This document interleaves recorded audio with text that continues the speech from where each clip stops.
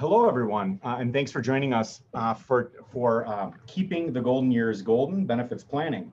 This is our third and final webinar in this series that we've been doing this fall. We're very happy to have you here. My name is Matthew Cromheecke, and I'll be one of your presenters today. A couple of housekeeping notes before we get started. The webinar will last 60 minutes. We want to be respectful of your time. And so we will end promptly at 1 o'clock. We will be recording today's session and we will email that to you by link afterwards. We'll make the recording available on our website and on our Facebook page. Feel free to enter any questions that you may have in the chat section on the Zoom application during the presentation. We'll try to answer those questions as they come up. But we will reserve time at the end for questions and answers. If you have a specific question that's unique to your situation, however, we'd encourage you to reach out to the presenters or other resources that we'll note either during or after today's presentation. A final reminder, today's webinar is meant to be informational only. It does not constitute legal advice. And your attendance today here does not constitute formation of an attorney-client relationship of any kind. So with that, we're going to jump right in. I have with me today Tina Johnson. She's an elder benefit specialist for La Crosse County. She has over 25 years of experience working with the elderly population in various capacities. She's been with the Aging and Disability Resource Center for the past 19 years and is working to meet the needs of an ever-growing senior population here in La Crosse County, and also obviously that population is growing throughout the state of Wisconsin. I'm Matthew Cromheecke. I'm an attorney with Moen Sheehan Meyer. I've been practicing for over 16 years. I'm licensed in the state of Wisconsin and in Minnesota, and I specialize in estate planning and elder law issues on behalf of clients. With that said, let's go ahead and jump in to our presentation today. First thing I want to do is I want to make sure that we're focusing our discussion. So for our purposes, we're going to be talking about medical assistance, eligibility and estate recovery. We are talking about Medicaid. Notice that we have in the slide here that the end of Medicaid is bolded and underlined. That's for a reason, because we are not talking about Medicare here. Medicare is a different program. Many Americans are on Medicaid. It takes care of their health insurance once they're over 65, 66 years old. Medicaid is the program we're talking about here. And we are only talking about it with regard to long-term care of elderly people, largely focused on paying for nursing home care. At this point, I'm going to actually make sure that we bring Tina in, because I know that she is very familiar with all of the Medicaid programs, and I think she might be helpful for her to make a comment with regard to that. Definitely. Thank you so much, Matt. So as Matt said, Medicare is basically for anybody over age 65. It is not intended for long-term care. It does have a very small long-term care component in it. And so a lot of times people get very confused between Medicare and Medicaid. So that's really why we wanted to clarify that difference. The other thing with our presentation today, we really are focusing on long-term care Medicaid when you need a nursing home. However, there are 32 different types of Medicaid with different qualifications. And so there are types of Medicaid that could pay for long-term care in your home setting. There is also different types of Medicaid that could pay for long-term care in an assisted living. But for our purposes today, we really are focusing on that I need a nursing home. So of those 32 different types, this is really our focus for today. And we're largely going to be focusing on eligibility, right, Tina? And then we'll probably have a little bit of discussion about recovery, because clients oftentimes are concerned about what happens after Medicaid has paid bills and mom or dad would pass away. The other really important thing I want to make sure that we point out of the gate is this: we're talking financial concerns here. We're not talking about what is mom or dad's proper placement. That obviously is very often a huge concern with elderly when we're starting to talk about needing a nursing home or assisted living or some other type of facility, or even with the in-home care that Tina had just mentioned. But keep in mind, for our purposes today, we're going to be talking about when and how do we get mom or dad eligible for Medicaid to be paying those nursing home bills. And we're going to briefly talk about what happens after mom and dad pass away. So with that, I think we're going to turn into our next section. Now, with the programs, the Medicaid eligibility programs, or I'm sorry, the Medicaid programs that we're talking about, there's multiple types of eligibility requirements. And with that said, we're largely going to be focusing on the financial eligibility portions. That's largely because I would imagine Tina would agree with me, but most people, that's where they're going to be focusing. That's usually how the client presents is, mom is going to need a nursing home. What does that mean with regard to her assets and or her income, and how are we actually going to get that paid for? Is that accurate, Tina? Yes, exactly. Yeah. So with that said, however, people do need to realize that the non-financial elements of eligibility are important to realize as well. It's just that oftentimes where we practice in La Crosse County, Wisconsin, they don't arise that often. But please notice from the list that this is a program for elderly, blind, or disabled individuals, meaning if you don't fit with one of those classes, you're not going to be eligible for this type of Medicaid. Being a resident of the state of Wisconsin is a requirement, and a U.S. citizen with certain exceptions. So those are things to realize if a client or if you are in that situation, you need to understand that there might be some additional things that you need to work through before we even get to the financial eligibility issues or items. So with that said, let's start looking at the asset eligibility term. So the way we're setting this up today is we are planning on looking at a couple of examples to kind of help propel the discussion or move the discussion forward. So in our first case, we want to make sure that it's very clear to everyone out there that we're dealing with a situation where it's a single individual. In our example, as you note at the top, we've got mom who is not currently married because dad had passed away several years ago. And then we're listing what types of assets she has. So in that type of situation, that's what we're going to examine as we go. The other thing that we really want to make sure we point out to people is just the general concept of spending down.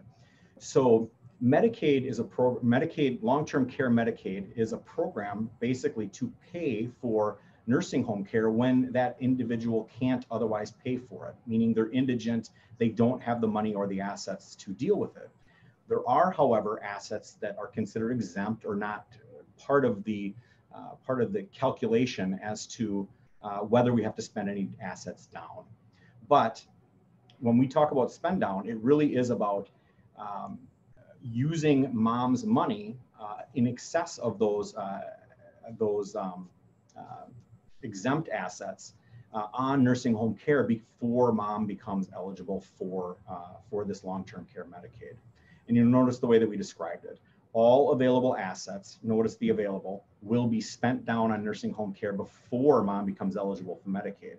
So our discussion is largely going to be, at least with regard to assets, is largely going to be focused on if mom has a home worth a couple $100,000, an automobile worth about $5,000, an IRA with $50,000, a checking account, life insurance without cash value, and personal property.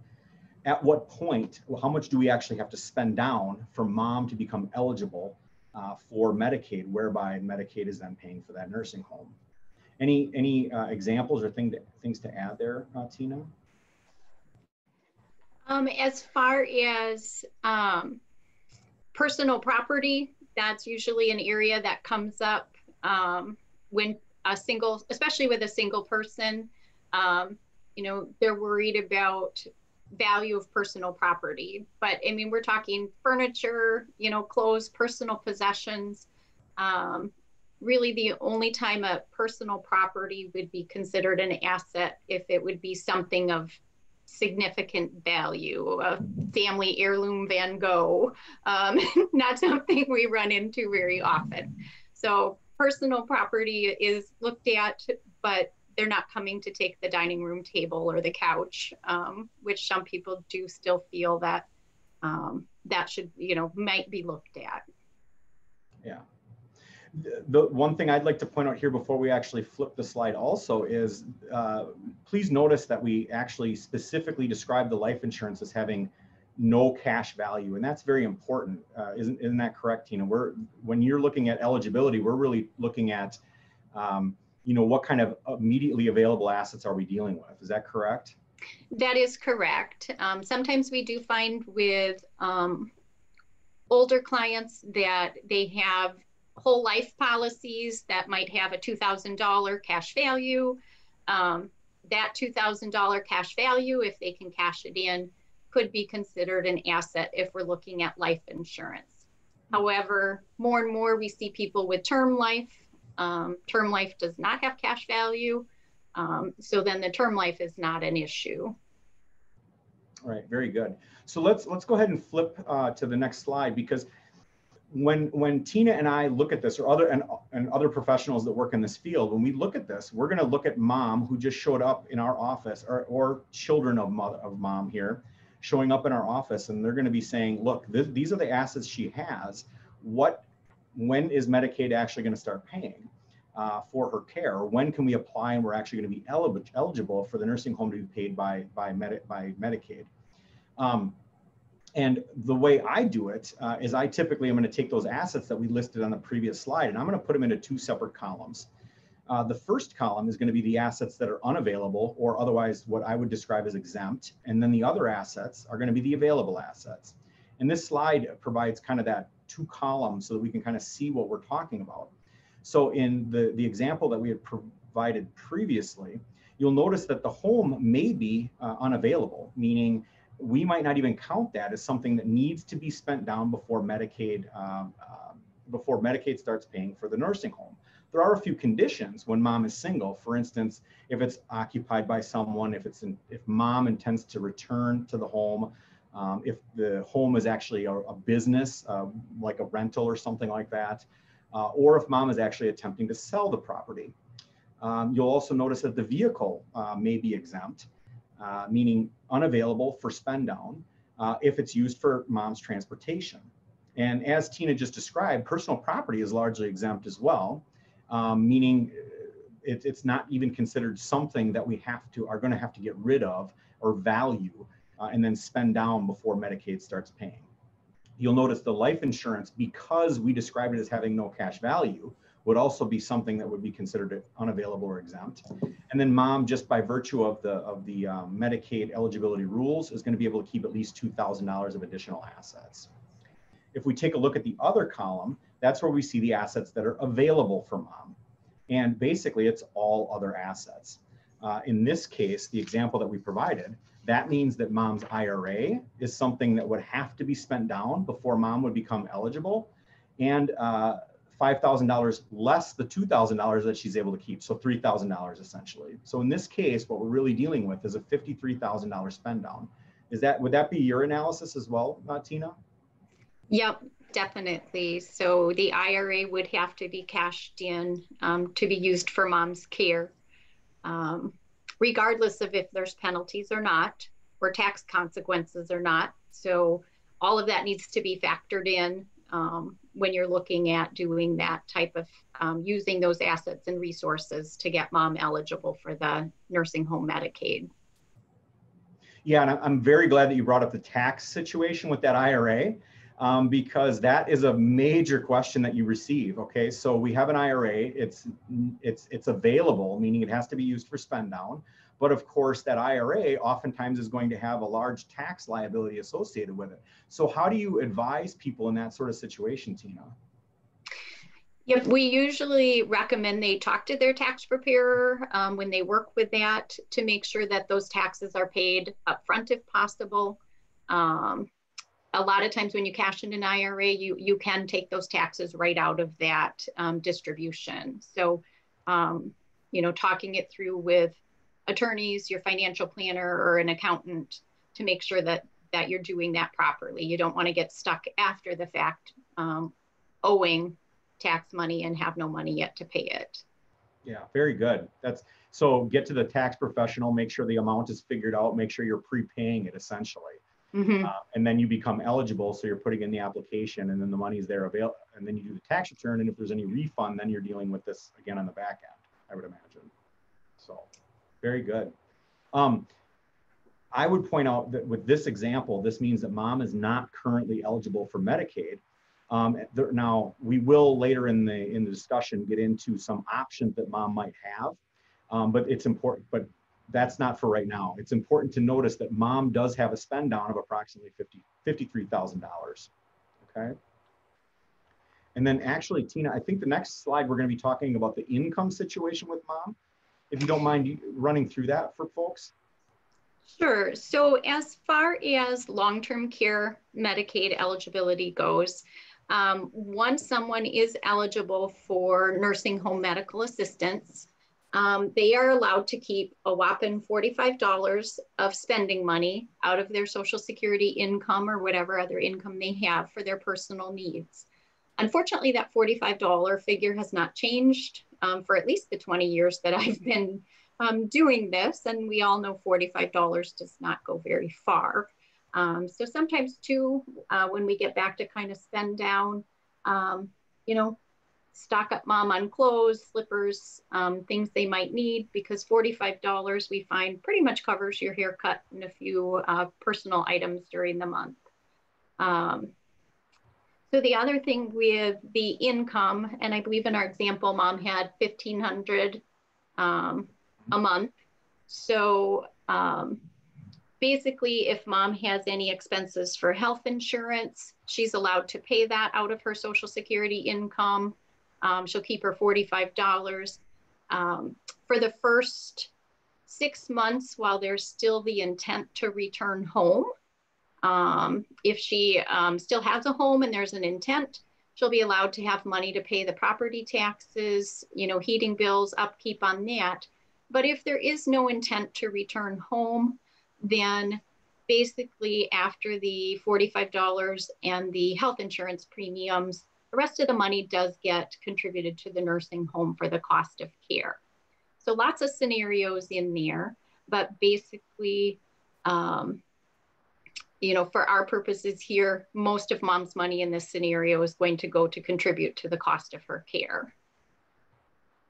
Yeah, that's what it sounds like. There are some planning opportunities too.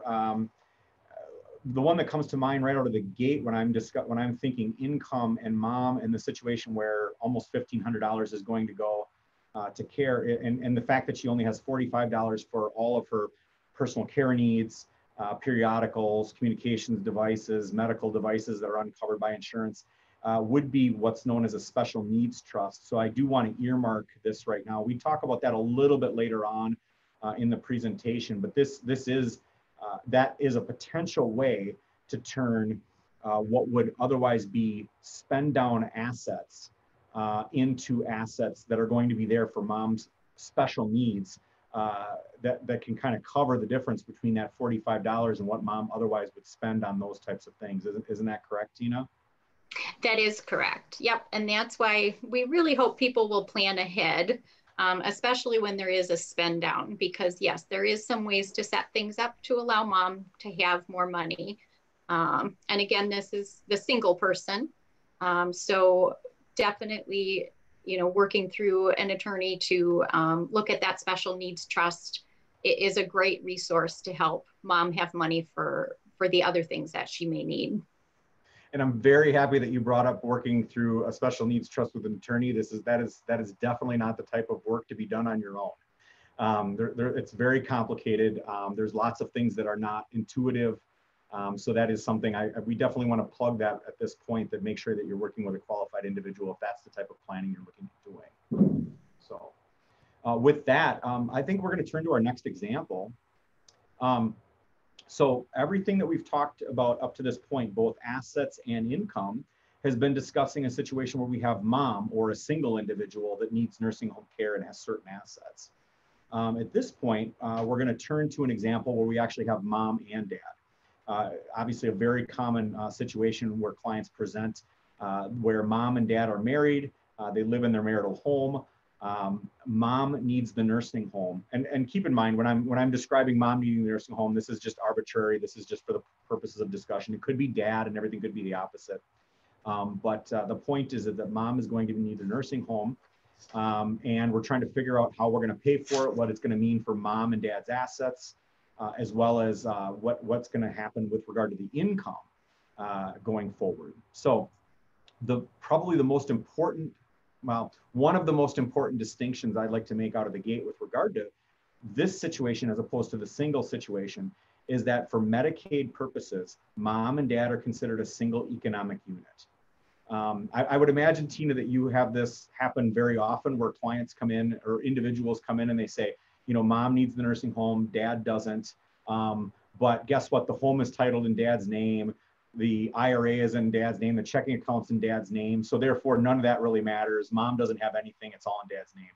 Do you see that often? We do see that, or quite frequently we see second marriages where people come in from second marriages and they're like, we've kept our money separate. They may possibly even have a prenup. But for Wisconsin Medicaid purposes, they are still considered a single economic unit, regardless of prenup or not. They are married. And so they are looking at that household of two for their income and assets. Right, very good. So that means essentially whether it's titled in mom's name, dad's name, or both names, it doesn't really matter. We're looking at all of that stuff together. So with that said, I do want to actually turn back to the previous slide here and point out a couple other items here that are important because these are changes that we made from the previous example that I want to make sure that we note. They still have the standard home that we talked about. They have the automobile, but notice that the IRA at this point is in dad's name. That's a very important distinction that we're going to want to make sure that we point out, especially when we talk about our analysis about what's going to happen with regard to eligibility. I also want to point out that we have mom and dad both are receiving Social Security. That's something that we're going to talk about when we get to the income section. So with that said, let's actually get to our analysis.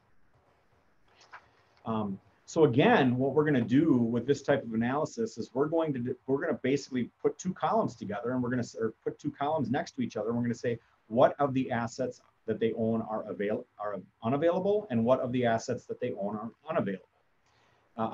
Available. So in this case, the home is going to be unavailable. And that's because dad is not going to need nursing home care. He's going to remain in the home. Therefore, the home will be considered exempt. And it's not something that would be considered part of the assets that would have to be spent down. The same goes for the vehicle. And notice the stars in this slide, but the same goes for dad's IRA. Because dad is not in the nursing home, not the institutionalized spouse, his IRA is going to be considered exempt and completely off the table with regard to spend down.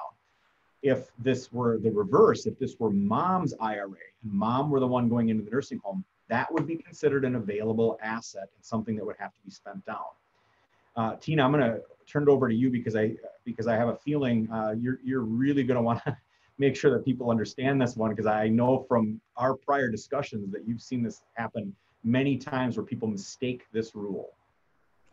Yes, so we have regulations called spousal impoverishment protections. So the state of Wisconsin wants to make sure that the spouse who does not live in the nursing home or need that nursing home care doesn't become impoverished and need medical assistance because they've had to now spend both of their resources, for one of them to qualify for Medicaid. So many, many years ago, the state put that in place. And when we talk about Medicaid eligibility for couples, there is typically assets are looked at in kind of general guidelines, which is a little bit onto our next slide, which we'll get there in a minute. But we do see people, unfortunately, spend the IRA of the person who's not in the institution over and over again when they didn't need to because of bad advice. They talked to a friend, they talked to a neighbor, and maybe even, you know, a hospital or nursing home social worker who isn't really well versed in how the spousal impoverishment protections work. So we really are very careful and want people to plan and look ahead, especially when there are IRAs. I think in our example too, since this is dad's IRA, it is not counted because he doesn't need the nursing home. But if this was flipped and it was mom's IRA, then that would be looked at as an asset. Right. And that's very important because the next, we're not going to go there just yet. When we start talking about spousal impoverishment, this means that if it's dad's IRA, it doesn't even get to the question of spousal impoverishment rules that this couple is going to be entitled to. So let's actually get to that place. So so remember our example. We have a home that's exempt. We have a vehicle that's exempt. We have dad's IRA that's exempt. We have personal property that's exempt. And we have life insurance because it has no cash value that's going to be exempt. That means that the only other assets in our example are going to actually be, I believe, the $5,000 cash account that the couple had, okay? So that's the only thing that would be considered an available asset of mom and dad where mom needs nursing home care. But on top of these exempt or available assets for spend down, there's also what's known as spousal impoverishment, like Tina was describing a moment ago. And what the whole policy behind that is to make sure that the non-institutionalized spouse, dad in our example, does not become impoverished as a result of mom going into care. So there is a way to protect additional assets. It's the second part of our analysis when we deal with a married couple's assets. This chart provides basically what's going to happen. The big thing to notice with regard to this chart is notice it talks about the couple's combined available assets. Not all assets, just available assets. And as we previously discussed, the home is not even considered available. The auto is not even considered available, etc. So in our example, we're talking about $5,000 of available assets. That means dad gets to keep all of that. You notice that on the right-hand side. Non-institutionalized spouse gets to keep all of it, okay? With that said, I want to go a little bit further. We don't have a stated example in the slides, but I do want to go a little bit further and say, let's say that mom and dad, instead of having a $5,000 cash account, have a $300,000 cash account. All other assets are the same. That means the couple's combined available assets are $300,000. But if we look at the chart, what that essentially means is we are over that highest amount, the $257,000, and therefore dad is going to be able to protect $128,000 of those available assets, in addition to the home, the vehicle, his own IRA. Okay. Any comments there, Tina? I know that you don't like this chart, is I think the way that you described it to me, because oftentimes this is how people end up, if I recall correctly, this is how people end up misunderstanding some of these rules. Is that yes, accurate? I absolutely hate this chart. So this chart shows up on material all over the place for spousal impoverishment protections. And so, I mean, they'll even hand it out at nursing homes. Here's some information about it. And people will look at that chart and say, well, I'm not going to qualify because I have 50,000 in assets, or I have 100,000 in assets. So they don't even look to see if they're eligible for anything. And then they spend resources they really don't need to be spending. So I always say there's a big disclaimer, and I like the way you said that the assets have to be available. Yeah, and I agree.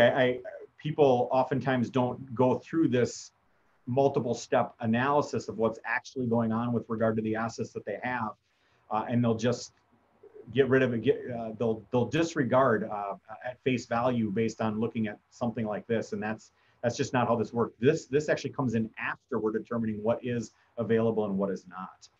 One point that I wanted to make here is this idea that of these spousal impoverishment assets, we've talked a lot about, you can protect a home, you can protect an automobile, things of this nature.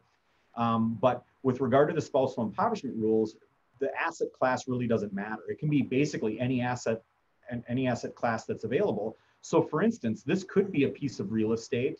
This could be investment assets or something along those lines. But it really is based on the value that you're dealing with and what of the rest you have to spend down. Because keep in mind, if you are at that $300,000 cash account, while dad can protect the 128, all of the rest of that is going to have to be spent down before mom becomes eligible for the nursing home. And that's basically how this is going to work. So with that, I want to actually, I'm going to turn it over to you, Tina, to kind of talk through some of the income issues, because there are some pretty significant income issues with regard to a married couple as well. Yeah, so with a married couple, because they are that single economic unit, medical assistance figures that a non-institutional spouse, someone who's living in their home and maintaining their, their home and their other expenses, needs roughly $2,873.34 a month. They come up with that figure lots of different ways, but that figure does adjust every year. So for our purposes, when we look at the income for mom and dad, so again, mom still has that $1,500 in Social Security. Dad has his $2,000 in Social Security. So when we look at mom's income, she's allowed the $45 for her personal needs.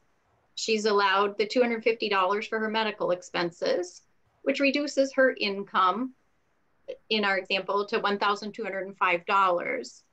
So since dad's income is $2,000, she can give dad that $873.34 to make up to that $2,873.34, which leaves mom with money left over. So that leftover money it has to get then paid for the nursing home care, and that's what's called the patient liability. It's what that couple is required to pay to the nursing home for mom's upkeep.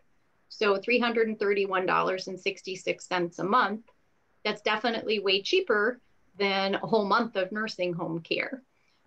So while some people don't like to pay that money, it is definitely there as a cost share, so that dad has money for his expenses and then mom is contributing something to the cost of her care. Right. So in this example, we actually have dad is actually able to receive a portion of mom's care because he's under the amount that the program decides dad needs to live on. Is that accurate? Yes. Yep. Yeah.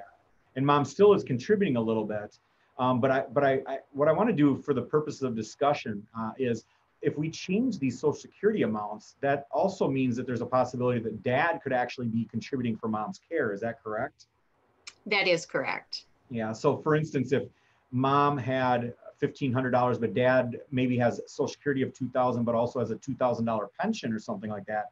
Now dad has $4,000 per month to live on, and he's only really entitled to the $2,800 and has a duty to support his spouse.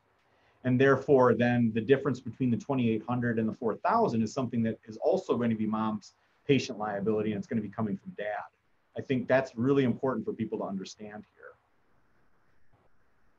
So, any additional comment on that, Tina? Or should we move on?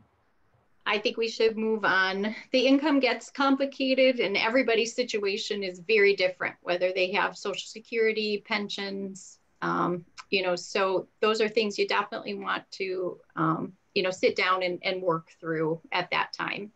Right. So earlier in the conversation, we talked about mom being single, having her home and her IRA, her IRA and her cash and these sorts of things. And mom, in that single situation, actually was going to have to spend down. It was pretty clear she was going to have to spend down at least something. We marked it at $53,000. It could be more depending on some of the facts with regard to the home and things of that nature. But we also talked about the married couple. If they have that additional $300,000 or something along those lines, they're going to have to spend down for care before Medicaid, before mom becomes Medicaid eligible for Medicaid. What that does, though, is that causes clients to ask the question, well, what do we do with the spend down to make things better for mom and dad, or to get access to kids, or something along those lines? To open that discussion, however, I want to make sure that we tell everyone out there what they can't do, because this is fairly common, and this is where you can get yourself into a lot of issues with regard to handling mom and dad's assets when this occurs. And the thing that you can't do is you can't divest assets. This whole concept of divestment probably needs to be defined, however, and basically what it means is giving assets away for less than fair market value, or not accepting assets that you're otherwise legally entitled to receive. Okay, usually this shows up in giving assets away. So if we talk about mom, that's in the single scenario where she's got $53,000, if we pulled that IRA money out and just gave it to son or daughter or anyone else for that matter, where mom isn't getting anything back, that is going to be what's known as a divestment.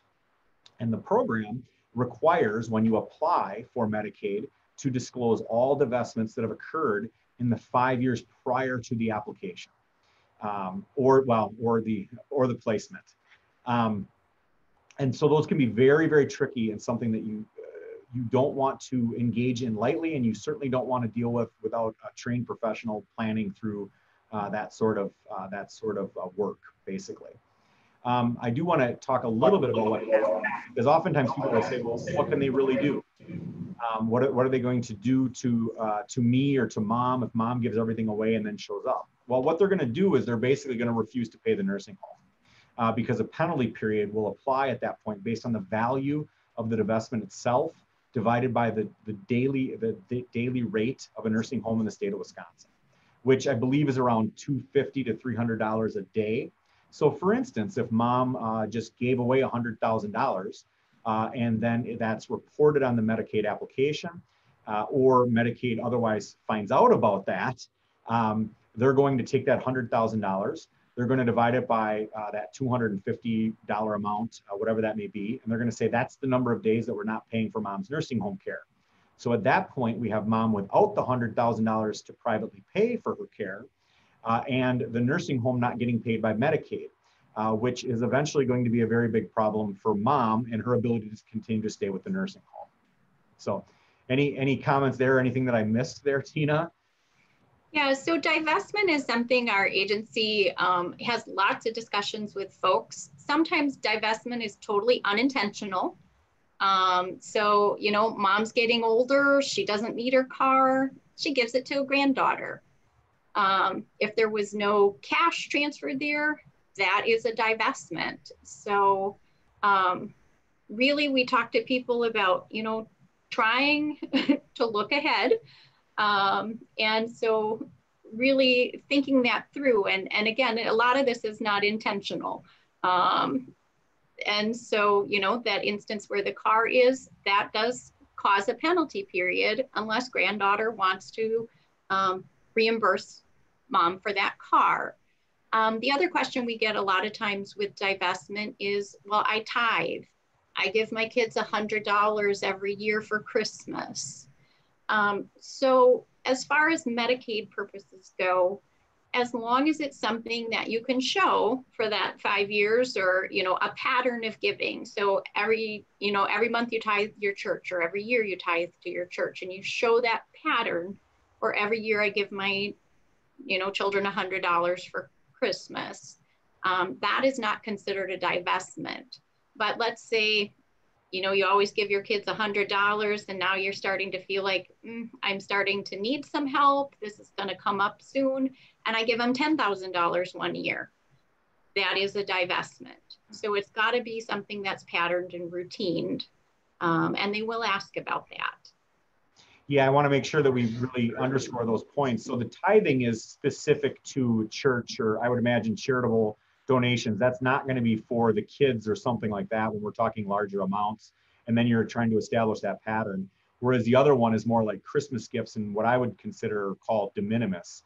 And it's coming under the rule where it's just a relatively small amount and we're just not going to be that worried about it. But if we're, for instance, giving $10,000 or $15,000, I think is one that people oftentimes will look at because of some other tax rules.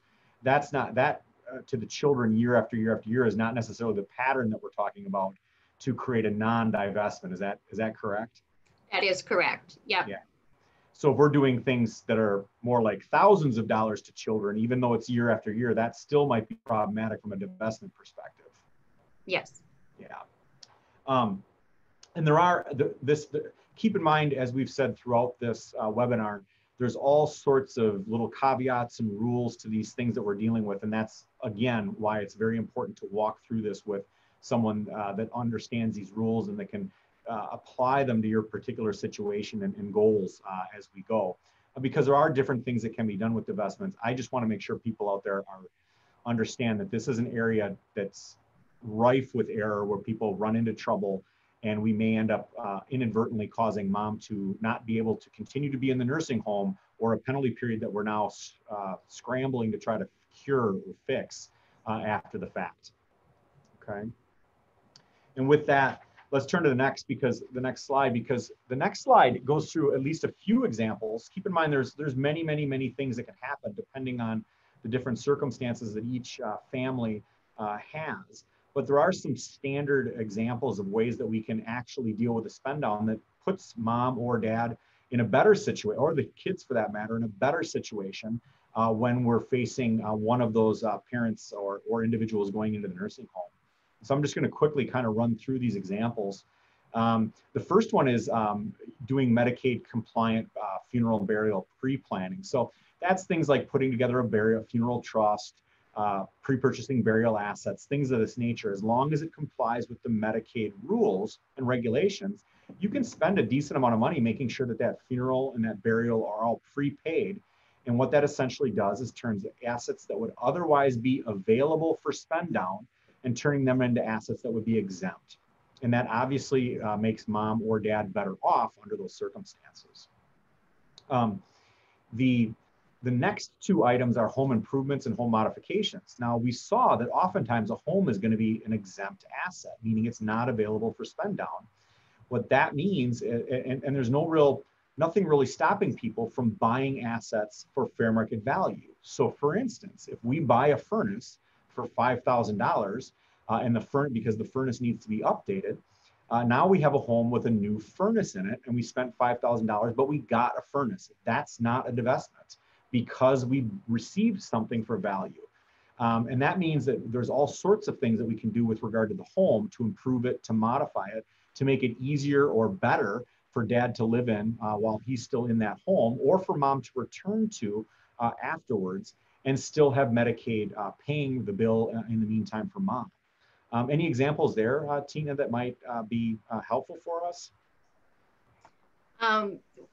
I think with the home improvements, when people ask about that, I always say, what is it going to keep dad or the spouse who's living in the community in that home, affording it safely for the next, 10, 20 years. So yes, new roof, new furnace, windows, flooring, the home modifications, definitely things that are really going to help dad remain in that home without having to worry about unforeseen expenses. Yeah, or even mom for that matter. I see that all the time, and it's something that's oftentimes overlooked. And it's why not put in that wheelchair accessibility? If it keeps you in the home for an extra 6 months, it was probably worth it. And it's not something that's going to affect our eligibility for it's actually going to improve our eligibility for Medicaid purposes. So purchasing personal property works as well as medical equipment, and the logic behind it is the same. We're getting something of value, therefore it's not it's not a divestment, and it's going to help oftentimes your mom or dad's situation going forward. Pay down on debt is really something that oftentimes get overlooked as well. And the example I always give, Tina, is let's take our example of mom and dad, and let's assume that the home is a $200,000 home, but they owe a $100,000 mortgage on that home. If they have that $200,000 account sitting there, and if they go in for Medicaid eligibility at that point, they're going to have to spend on $100,000 of that $200,000. But if they pay off the mortgage ahead of time, now they only have $100,000 cash left over, and now they're only spending down $50,000 before Medicaid starts paying. And so that's a real easy way to understand how we can make things better for mom and for dad, oftentimes with some of that planning that we're going to do. Okay. So lastly, on this slide, we're talking about those special needs trusts. And the important thing to understand with those, this is typically trying to buttress or increase the amount that of that $45 that mom is otherwise entitled to receive. So oftentimes we would create this special needs trust, which turns what are otherwise available assets for spend down into unavailable or exempt assets. And then we are allowed to use those assets for mom's special needs going forward. Keep in mind, these are not assets, I'm sorry, this is not for mom's regular care. It's not for her regular food or something like that. That's all going to be paid for through Medicaid, the Medicaid program. But it is for things like periodicals. It is for things like special, for personal needs and things of this nature, so that we can actually increase that amount. With that said, I'm hoping we're going to end up with some questions here to discuss, but I do want to do a brief blurb here on Medicaid recovery. One thing to keep in mind as we talk about this, everything we've talked about so far is about Medicaid eligibility. So is mom going to be eligible for Medicaid to pay the nursing home going forward? But there, like most things, there oftentimes is something on the back end that we're going to be dealing with. And in this case, that's going to be estate recovery. Estate recovery is essentially charged with recovering money from a decedent's estate, meaning after they've passed away, for the individual that received Medicaid. Okay. And a couple things to point out. This is the thing that people come in with all the time. I'm sure, Tina, you deal with this all the time as well. We sure do. Yeah, but they're always concerned what's going to happen if we get Medicaid, and how are we going to, how is it going to be paid back? Is it going to have to be paid back, etc. The quick answer is it is going to have to be paid back. One thing I definitely want to point out to people is this: if we have mom and dad, an exempt home that dad's living in, if mom dies after receiving Medicaid payments for nursing home, and mom dies first, it's not a situation where dad's going to get kicked out of the home in order to pay down that Medicaid obligation. But we do have to recognize that there is potential for Medicaid to be able to recover then from dad's estate to pay off that obligation that had been incurred during mom's life through the nursing home. The other couple of exceptions I want to point out as we kind of finish up here is I want to make sure that people understand whatever was paid to Medicaid is going to limit how much actually is going to come out of the estate as well. So if, for instance, if mom there was only a couple of months worth of Medicaid paid, that's all that's actually going to have to come out of that estate. In addition, whatever is in the estate limits what Medicaid is going to get as well. So for instance, if there's only a $20,000 estate when mom passes, or even a $5,000 estate when mom passes, and Medicaid paid for mom's nursing home care for multiple years or something like that, where it's hundreds of thousands of dollars, the only money that estate recovery is really going to get is that $5,000. And so oftentimes people are concerned that it's going to somehow attach to children or something like that. And that's just not the case, as long as we're following the rules the way that they're written. Do you have anything for us there, Tina, to kind of point out some important issues or provide examples that might be helpful for people with regard to estate recovery? Yeah, so the biggest thing with estate recovery we hear is with married couples. There's so much fear that if one of them needs the nursing home care, that the other one will end up homeless. And so, I mean, if there is estate recovery, basically what happens with a married couple is they wait until the nursing home person passes away. So in this case, when mom passes away, the state may place a lien on dad's home. That doesn't mean that has to be paid. It just sits there in the background. Dad can live there as long as he wants. If dad decides to sell the home, then that lien would come into play. So there is this great fear, and we've had people say they don't want Medicaid. They'd rather spend down all of their assets to pay for that nursing home care because they want to protect this home from a lien that doesn't get paid until after that home sells. So trying to, eliminate some fears here for folks. And to me, it doesn't make sense to spend down all your resources for the fear of a lien on your home. But a lot of people too want to protect that home for your children. Most children don't want your home. Most children we talk to tell mom and dad, you know, they're fine. So, you know, having some conversations and again, kind of pre-planning here is what's important. I would second that notion that you're describing with kids. It's very common for parents, especially in asset circumstances like we've been describing, to be very concerned about getting something to the children. And oftentimes, and they'll want to spend down until the very last minute, but that'll oftentimes leave that non-institutionalized spouse in a very bad position. And then when I will open it up and start discussing this with the children on behalf of the parents, they'll find out that the children oftentimes are saying exactly what you're describing, that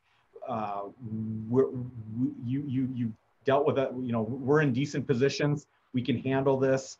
We're not that worried about making sure this happens, and we want to make sure that that non-institutionalized spouse is able to maintain their lifestyle at a reasonable degree and isn't really struggling because they're just trying to hang on to those assets to get them out to kids.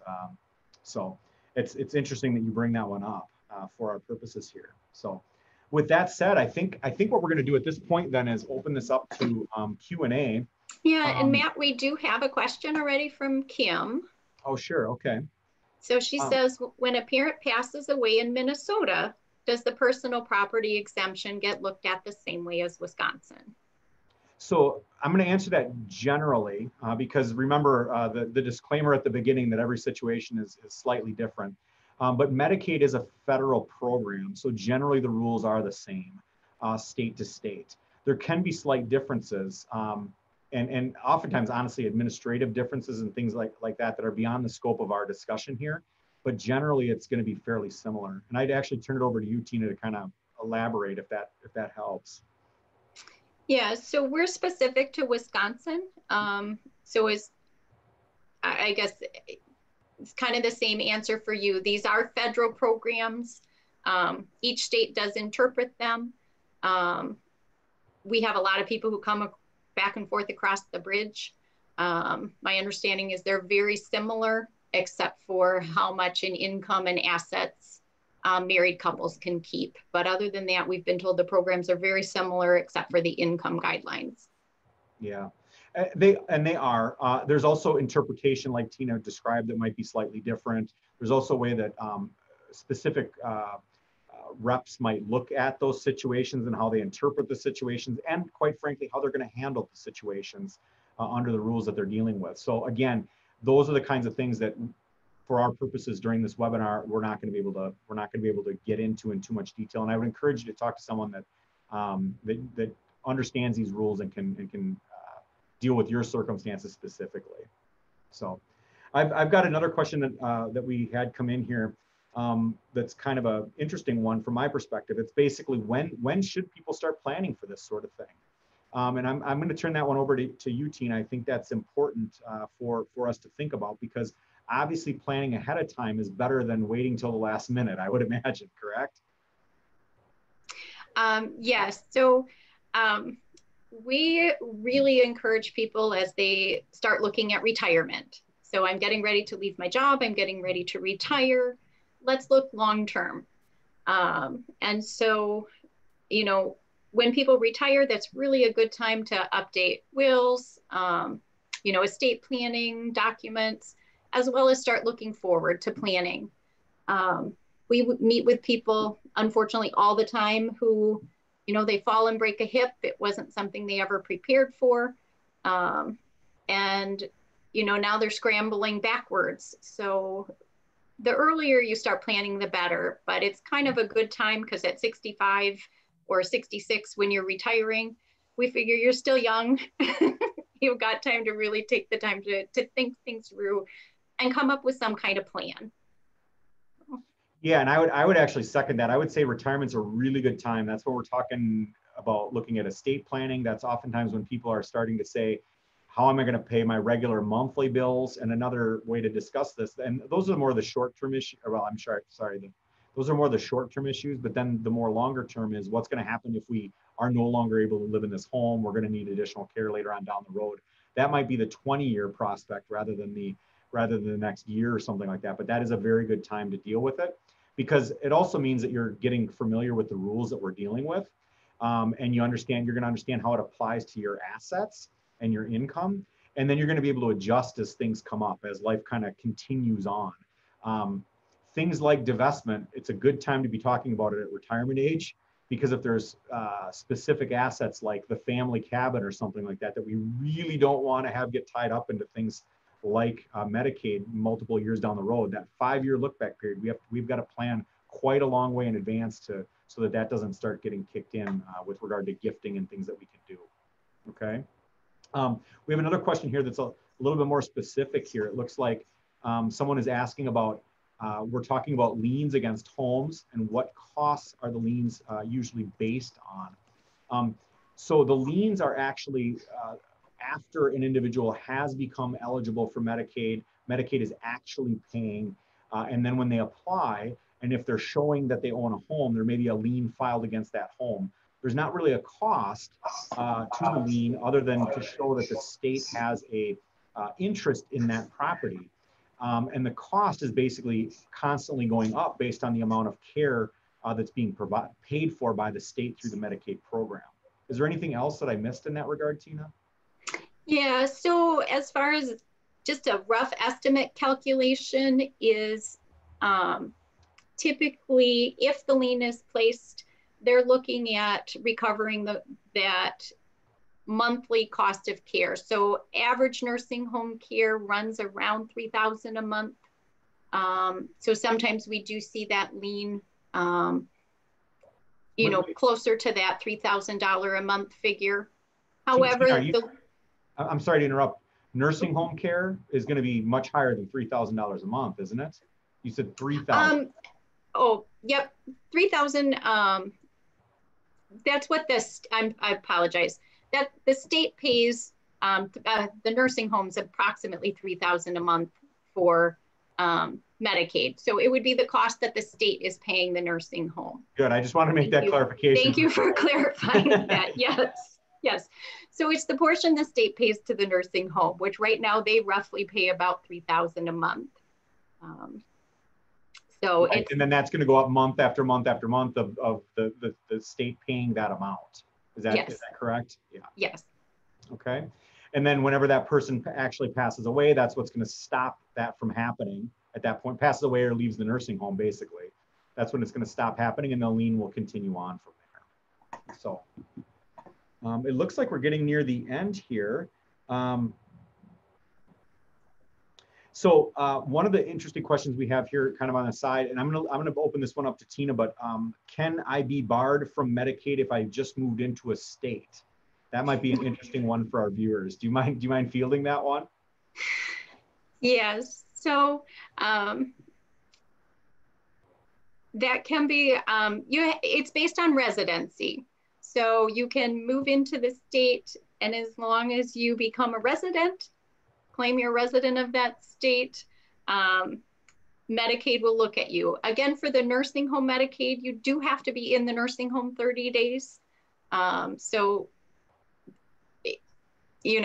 part of that residency requirement would be looked at that point. So the short answer to that question, I believe, is that there are issues related to moving from state to state. But oftentimes it's going to be handled within a period of time once that residency is established. I think that's probably the way to kind of handle that type of a question. Yeah, and to kind of clarify on that one too. So sometimes we have people who are on nursing home Medicaid in Minnesota, and they want to move to a La Crosse nursing home because their family thinks it's better care or whatever reason they want to switch nursing homes across the bridge. At that point, the Minnesota Medicaid does not pay in Wisconsin nursing home. So then you would be looking at two different Medicaid situations or scenarios. So that's where too, we've had some people just think, oh, Medicaid just is nationwide, kind of like Medicare. I'm just going to jump across the bridge and be fine. Well, with that, I think that's about all the time that we have here today. We did say that we're going to cut out at 1 o'clock, and it looks like we're coming up on that time frame. Thank you so much for joining us here today, and for tuning in. Watch for your email, or watch your email for the link to the recording, and feel free to reach out to Tina or myself or any of the others that we have indicated are qualified individuals to deal with these sorts of situations. If you would like, it would be helpful to check out our other 2 webinars that we did this fall season, one on estate planning and the other on guardianship. They're also available at our website and on Facebook. And with that, I think we're going to sign out. Thank you. Thank you all for attending.